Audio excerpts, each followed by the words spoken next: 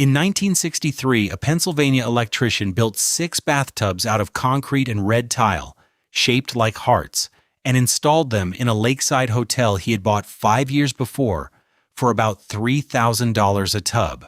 Within a decade, Honeymoon suites built around that same shape had opened across 2 counties of the Pocono Mountains. Within a decade, Life magazine had put the tub on its pages, and the region began calling itself the honeymoon capital of the world. Within a decade, roughly 24 couples-only resorts were competing for the same brides and grooms who once would have driven north to Niagara Falls. Today, 2 of those 24 are still open.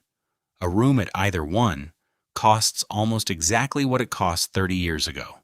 This is the record of an industry built around a single bathtub and the discount airline seat that made it obsolete. Chapter 1. The Mountain and the Honeymooners. Picture the Pocono Plateau on a clear day, a low folded shoulder of the Appalachian chain in the northeastern corner of Pennsylvania, 90 to 120 miles from both New York City and Philadelphia. Close enough to reach in a single day's drive and far enough once you arrived to feel like a different country entirely. Tourists had come here before, since the middle of the 19th century, in modest numbers, for reasons that had little to do with what was coming: the cooler air in summer, the quiet, the general appetite of city families for a week away from the heat.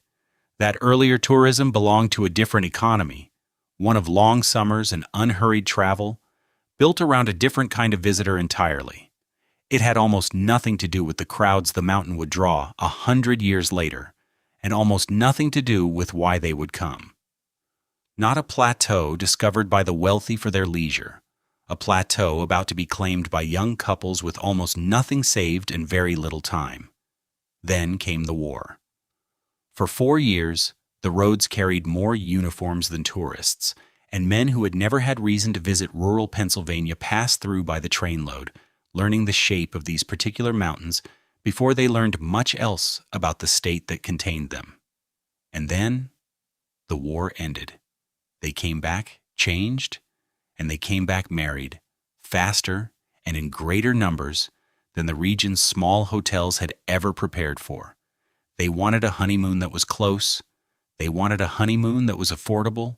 They wanted a honeymoon that did not require days of leave spent on trains bound for Niagara Falls, the traditional destination for a generation of American newlyweds, and, for a returning soldier on a modest paycheck, an increasingly impractical one.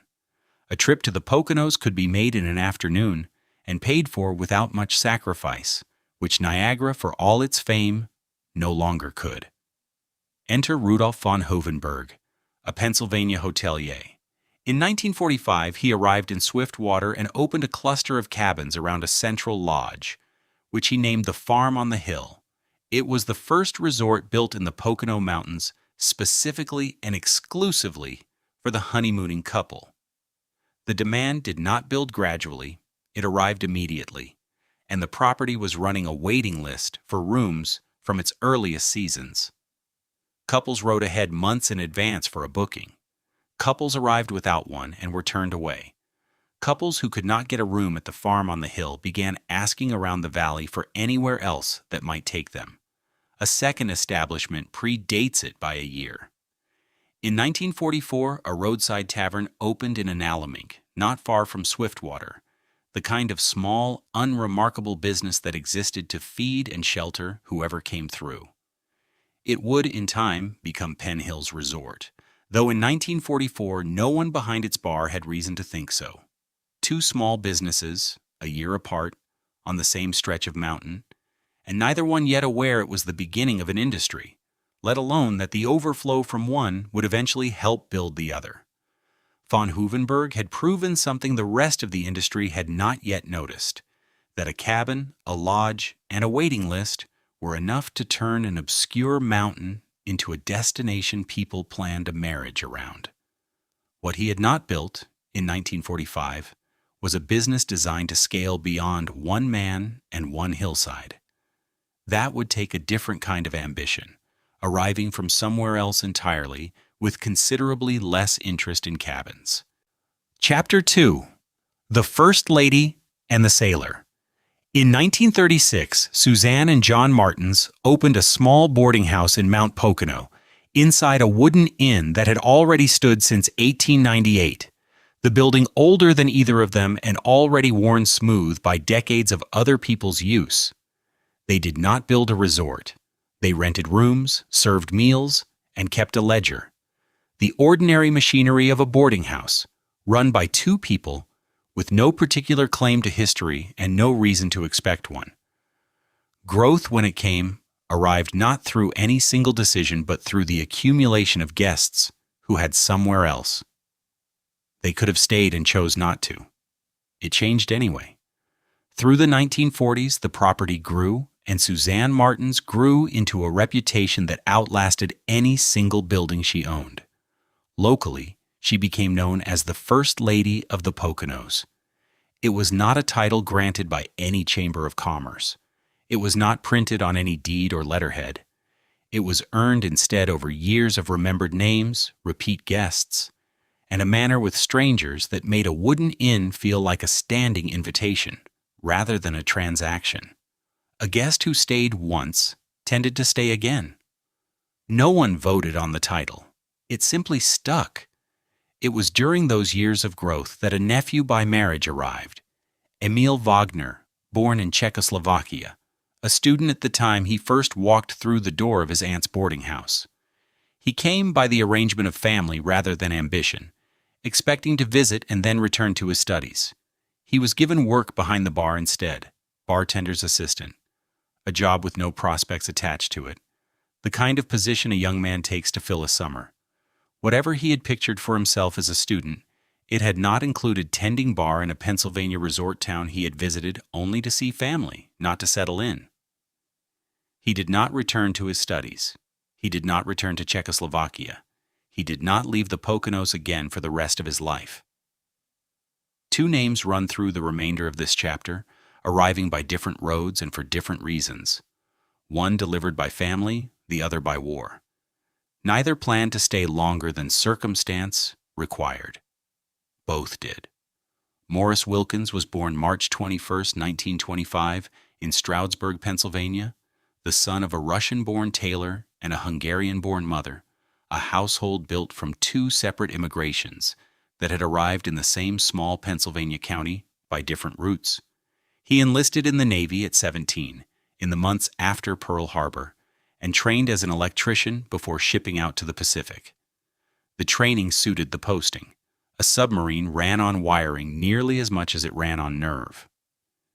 He served aboard two submarines, the USS Rasher and the USS Gurnard, boats built for the particular arithmetic of undersea warfare: dive, hunt, surface only when necessary, and survive long enough to do it again. Wilkins came home from that war with a trade in his hands rather than a degree. For a decade, that was enough. After the war, he started an electrical contracting business, the kind of small, dependable enterprise that towns like Stroudsburg ran on. It lasted 9 years. In 1955, Hurricane Diane came through Pennsylvania and destroyed it. Not damaged, not delayed, destroyed, in the flat sense the word carries when there is nothing left to reopen. Wilkins was 30 years old, with a trade, and no business left to run it through. 3 years later, in 1958, Wilkins and a partner named Harold O'Brien bought the Hotel Pocapawpack, a lakefront property in Lakeville, Wayne County. They renamed it Cove Haven. On paper, it was one more hotel changing hands on one more Pocono lake, indistinguishable from a dozen others that year. A modest building with a view of the water and little else to recommend it. Wilkins had no history in hospitality, no history in resorts, no reason anyone in Wayne County would have picked him out as consequential. And then, within a few years, he would have an idea that had nothing to do with electricity, submarines, or hurricanes, one that neither Suzanne Martins nor Emil Wagner, building their own reputation 40 miles away, could have anticipated. Chapter 3. The Tub. The idea came to Wilkins in 1963, sometime after midnight, in the ordinary manner these things are later said to have arrived. Suddenly, and without explanation. He wanted a bathtub shaped like a heart, not an amenity ordered from a catalog, not a fixture shipped in from a supplier in Scranton or Philadelphia, but something built on the property itself, by a man who had already spent years pouring concrete and setting tile for other purposes entirely. The shape carried no engineering logic. It carried an instinct for attention that would not be named as such for another 8 years, when a magazine finally gave it one. That night, none of it existed yet, only the idea and the decision to build it himself. Wilkins built the first 6 tubs with his own hands, mixing concrete and laying red tile in the shape he had imagined, at a manufacturing cost of about $3,000 apiece. 6 tubs came to $18,000. Dollars spent on a fixture no bank had been asked to finance, and no architect had been asked to approve. Each one held the same red tile, the same rounded concrete walls tapering to a point, the same domestic, handmade imperfection that no factory mold would later manage to erase. There was no design firm involved, and no consultant retained. There was a man, a shovel, and a shape he could not stop returning to. It was not luxury, it was concrete. Wilkins never patented the heart-shaped tub. He never filed the paperwork, never hired the attorney, never drew the diagrams a patent examiner would have required. Within a few years, every resort operator in the region who could afford concrete and red tile had built one of his own, hired his own labor, and sold it under a name that was never Wilkins. Wilkins had given away, for nothing, the one idea he would spend the rest of his career trying to replace. The tub made the region famous. It made everyone but its inventor rich. In January 1971, Life magazine ran a feature on the heart-shaped whirlpool baths at Cove Haven, and the photographs went out to a national readership that had never heard of Wayne County. The publicity did what 8 years of local reputation had not. It turned a regional curiosity into a national fixture, discussed in cities that had no reason to know where the Poconos were. Reservations began arriving from readers who had seen nothing but a photograph and a caption. The tub did not need an advertising budget. It had a magazine. Local boosters seized the moment and began calling the region the honeymoon capital of the world, a title Pocono promoters had coveted since the early 1900s, back when Niagara Falls held it without contest. The claim itself was not new. What was new was a photograph that made the claim plausible to someone reading a magazine in a city apartment 1,000 miles from Wayne County. Niagara Falls had scenery. The Poconos, after 1971, had a bathtub shaped like a heart and a national magazine to prove it existed.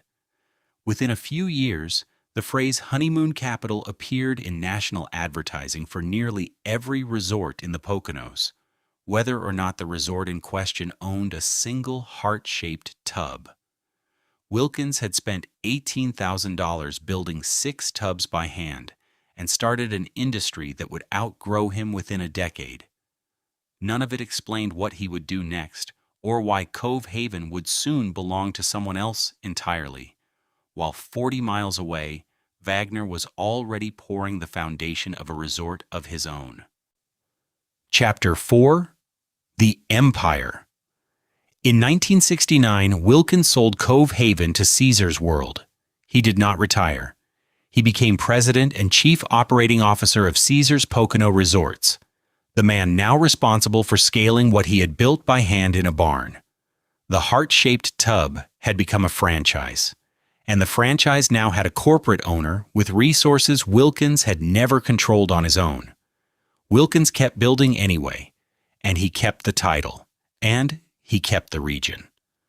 A single heart-shaped tub, once a curiosity built by hand, now sat at the top of a corporate letterhead. Under his direction, the company opened 3 more couples-only resorts within a few years: Paradise Stream, Pocono Palace, and Brookdale. Each carried Cove Haven's original premise: Seclusion, symmetry, a room built for two, reproduced across new acreage under the Caesars name. None matched the novelty of the original tub, and none needed to. The tub had already done its work by drawing the crowd that the other three resorts now absorbed. By the early 1970s, Wilkins had moved past the tub entirely, pioneering heart-shaped swimming pools built into individual guest suites, water enclosed behind a private door rather than shared beside a public one. It was the tub's logical successor, larger, deeper, and priced accordingly. One barn-built idea, 4 properties. A company standard now. 40 miles north, a different inheritance was taking a different shape. Suzanne Martins had opened her boarding house in Mount Pocono in 1936, inside a wooden inn built in 1898, and Emil Wagner, her nephew by marriage, had stayed on afterward to run it, season after season, long after the boarding house stopped being new. Under the Martins name and then under Wagner's growing hand, the property expanded through the 1950s and 1960s into Mount Airy Lodge, its rooms multiplying into wings, the wooden inn from 1898, buried somewhere inside newer construction. In 1980, Wagner took formal control of the resort, together with a business partner, and pushed it to a scale his aunt had never attempted. The boarding house that had once rented rooms by the week became, under Wagner, the largest resort in the mountains. He had not built a resort from nothing. He had built one on top of what his aunt never stopped running, and the inn from 1898 was still, in some structural sense, underneath it. At its peak, Mount Airy covered more than 1,000 acres and offered over 890 guest rooms. Guests golfed 18 holes on the course. Guests skied the slopes in winter. Guests skated the rink whenever the ice allowed it. And beyond that, there was still swimming indoors and outdoors, snowmobiling, horseback riding, archery, and paddleball to fill whatever hours remained. The property had grown large enough to contain a season for every month of the calendar and an activity for whichever season a guest arrived in. 1,000 acres, 890 rooms. A boarding house that once rented by the week now had a golf course, a ski hill, and a stable. And Wagner ran all of it under one name, 40 miles from where his aunt had first opened her doors. Penn Hills, founded along the roadside in Analamink in 1944, spent its first decades as a name without a face. It acquired one in Frances Paolillo, a co-founder who ran the resort personally from its earliest seasons into her old age, present on the property in a way few resort founders remained. Under her direction, Penn Hills added an ice rink, an outdoor pool shaped like a wedding bell, and a row of modernist streetlights salvaged from the 1964 World's Fair in New York City, installed along the resort's own drive. The property grew to more than 100 guest rooms spread across 500 acres. Paolillo remained a fixture there for more than 6 decades, longer than most of the resort's own guests had been alive, longer than the marriages some of them came to celebrate.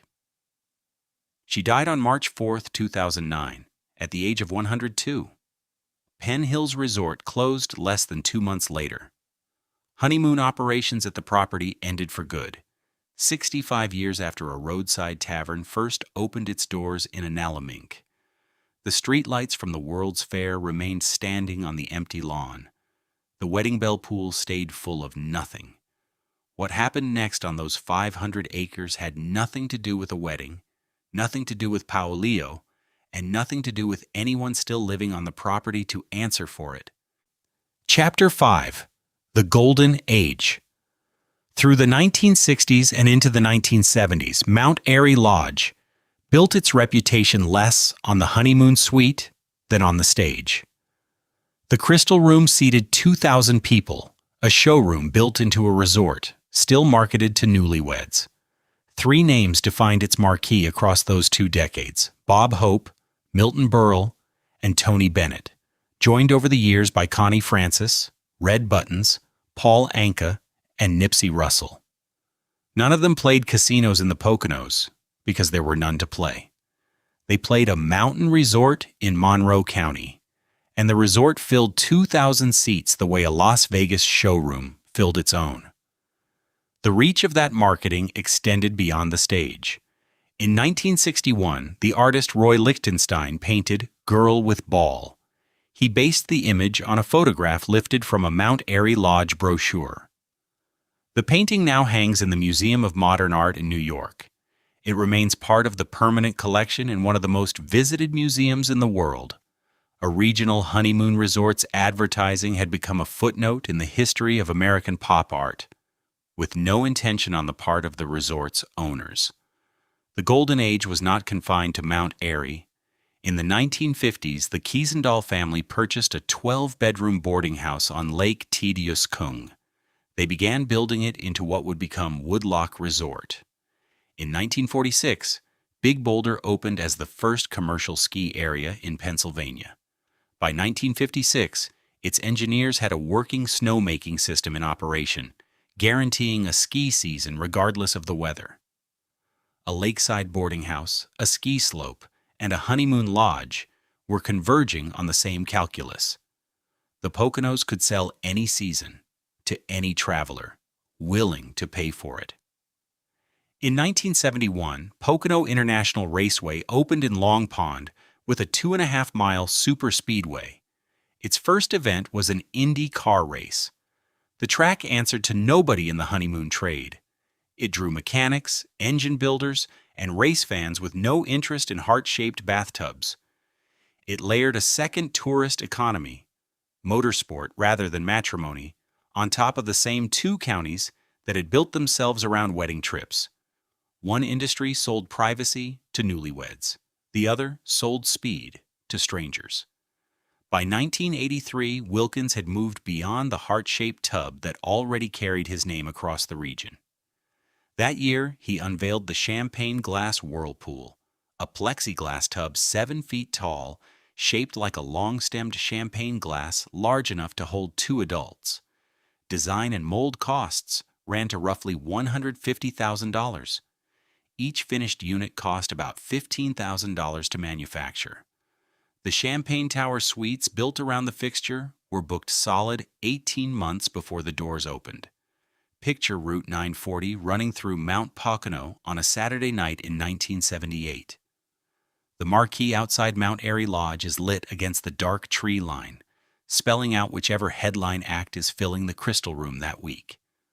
A line of cars idles at the entrance, tin cans and hand-lettered signs still tied to the bumpers, newlyweds 3 and 4 hours removed from a wedding reception in Philadelphia or Newark. Inside, 2,000 seats are filling for the evening show, the room warm with the particular noise of a crowd that is paid to be entertained. Music carries out through the Crystal Room's open doors, notes thinning into the cold air, which smells of exhaust and, underneath it, of pine, from the ridge the lodge was built into. Headlights sweep the tree line every few minutes, another arrival working toward the lobby.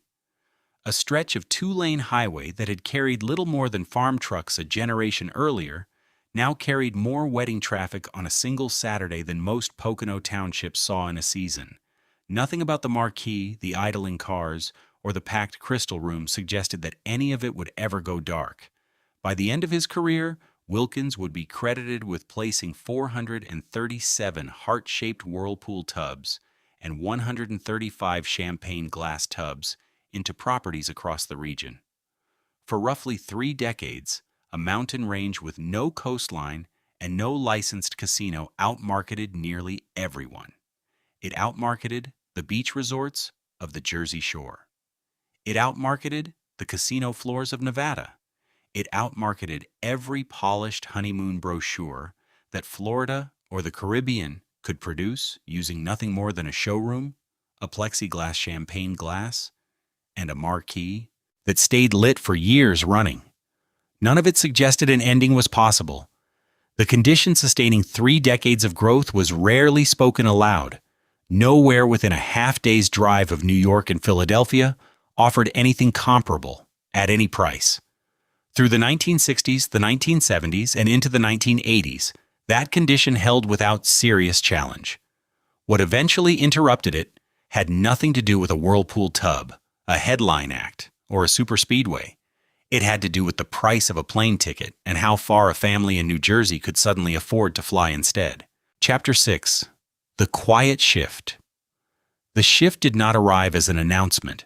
It arrived quietly, in the shape of a discount airfare. $100 less than the year before, then $200, then enough that a family debating a weekend in the Poconos began debating a week in the Caribbean instead. Through the 1990s, deregulated carriers and package deals put the Caribbean, Florida, and Las Vegas within reach of the same middle-class couples from New Jersey and eastern Pennsylvania who had once measured a vacation by how many hours separated home from a heart-shaped tub. Nothing about the change was engineered against the mountains specifically. It made the rest of the country as close as the mountains had always been, nothing more. Florida followed the airfare down. Las Vegas followed faster. The 2-hour drive that had defined the region's advantage for 30 years now competed with a flight of roughly the same length, ending somewhere with sand or slot machines or both. And for the first time in 3 decades, proximity alone stopped deciding where a couple spent their honeymoon. Las Vegas noticed first. By the middle of the decade, casino resorts along the Strip were building suites with heart-shaped tubs and mirrored ceilings, borrowing the exact vocabulary the Poconos had spent 3 decades perfecting and offering it beside a casino floor open around the clock. Orlando noticed next, wrapping the same rooms around a theme park instead of a golf course. Neither market apologized for the imitation, and neither needed to. Imitation was cheaper than invention, and both cities had capital the Poconos never had.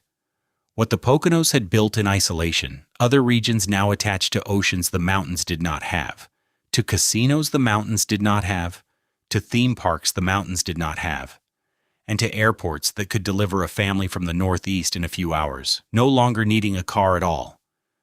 The idea had not been stolen so much as outgrown its birthplace. Something else changed alongside the arithmetic of travel, and it changed inside the culture rather than the ledger.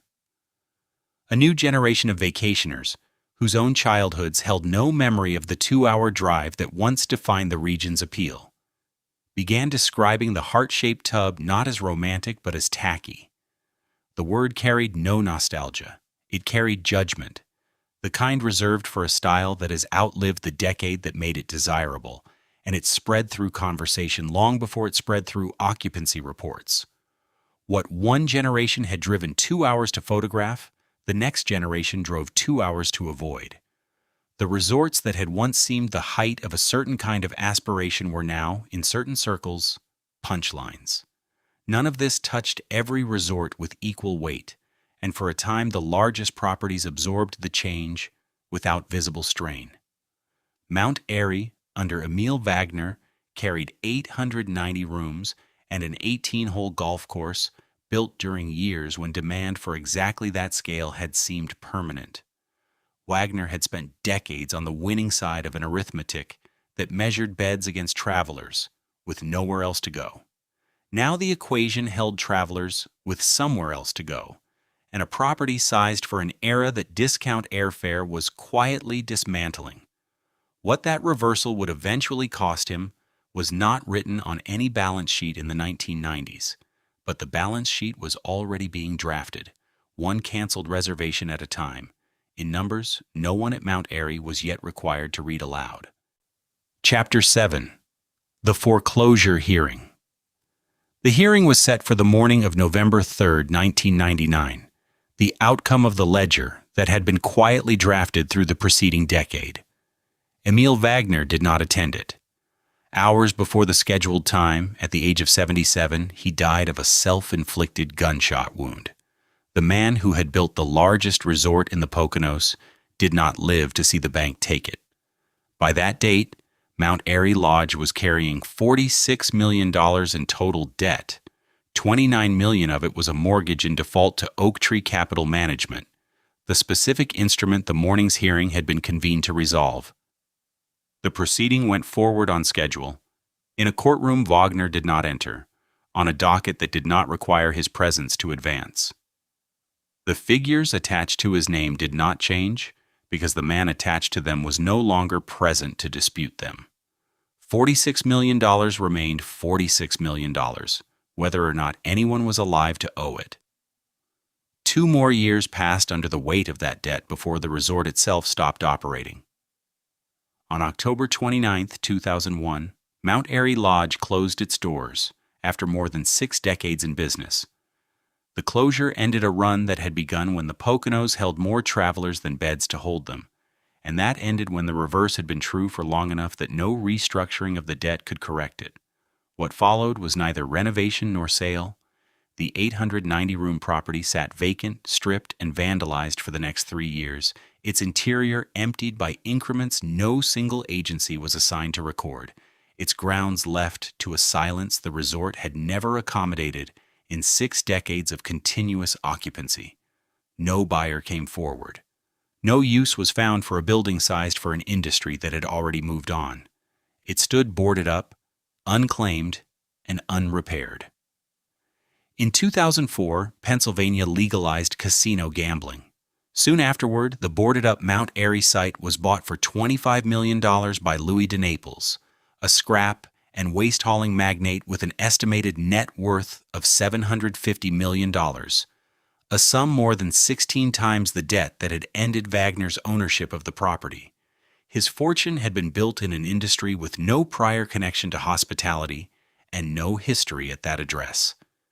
De Naples committed roughly $400 million to the first phase of a casino resort on the site, with plans eventually described at full development as running as high as $1.2 billion, a figure that exceeded the entire debt behind the 1999 foreclosure hearing by a factor of more than 25. What remained of the old Honeymoon Lodge was cleared to make way for it. Mount Airy Casino Resort opened on the exact footprint of the vanished building, on ground that had been stripped of everything except its address and its name. The land had not changed. The arithmetic had. Where Wagner had once measured beds against travelers with nowhere else to go, De Naples was measuring a construction budget against a gaming license the state had only just made legal to hold. It was a different formula, applied to the same acreage, financed by a fortune Wagner had never possessed, arriving 5 years after the man who had spent his career on the previous formula was no longer present to compare the two. Nothing about the transaction required his memory. Nothing about it consulted it. Elsewhere in the same mountains, another resort built on the honeymoon arithmetic Wagner had once mastered was approaching a different kind of ending, one that would not resemble a purchase. It would resemble a raid and then a fire, arriving in the same years a county's mortgage ledgers were beginning to unravel on a scale no single foreclosure hearing could contain. None of it had surfaced by 2004, while Mount Airy's new owners were still pouring foundations on the old site. It would not stay buried much longer, and the numbers behind it were already accumulating, one missed payment at a time, toward a hearing of their own. Chapter 8. The Second Collapse. The honeymoon trade left the 2 counties the way it had arrived, in stages nobody bothered to announce, and what filled the vacancy behind it was not another resort. It was the commuter, a figure the mountains had never needed to court, driving north on the same highways the resorts had built their fortunes advertising. Monroe and Pike counties had spent half a century laying pavement for people escaping their weddings for a weekend. That pavement worked just as well for people escaping the cost of living in Newark and Jersey City for good. The mountains did not choose the trade.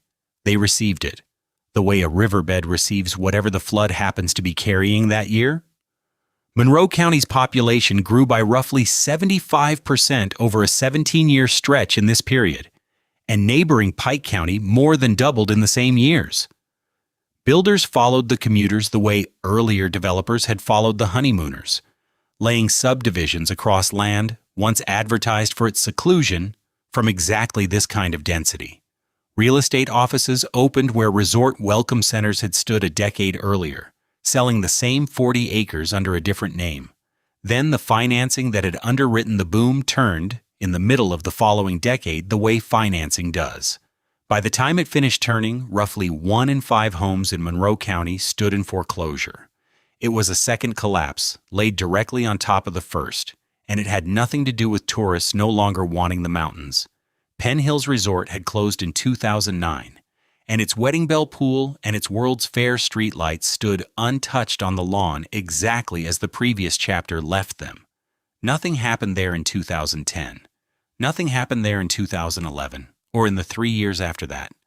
Nothing happened until October 2014, when state police searched the overgrown grounds as part of the 48-day manhunt for Eric Frein, who had ambushed a Pennsylvania State Police barracks and killed a trooper.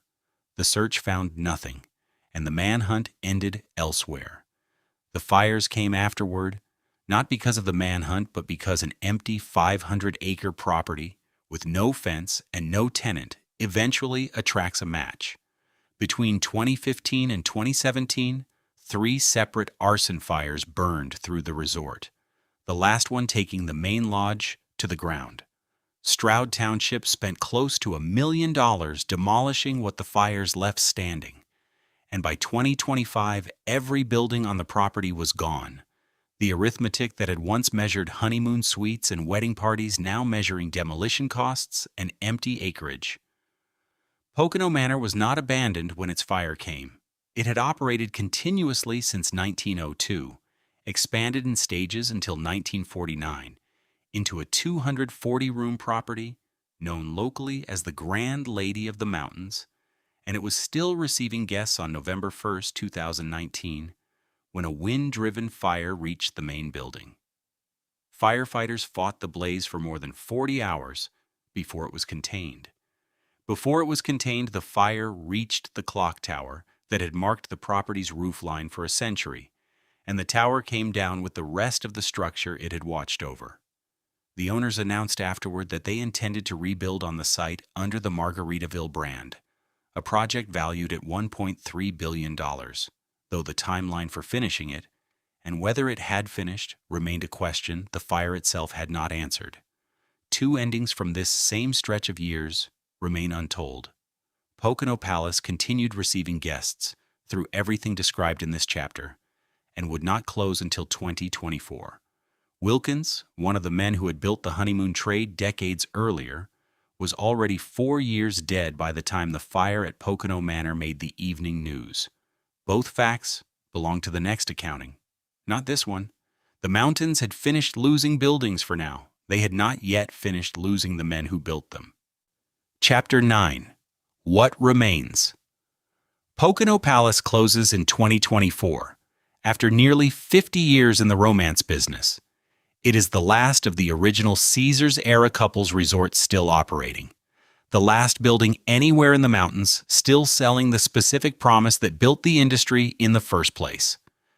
50 years is long enough to outlast the men who opened it, long enough to survive changes in travel, in taste, in what a honeymoon is even assumed to look like.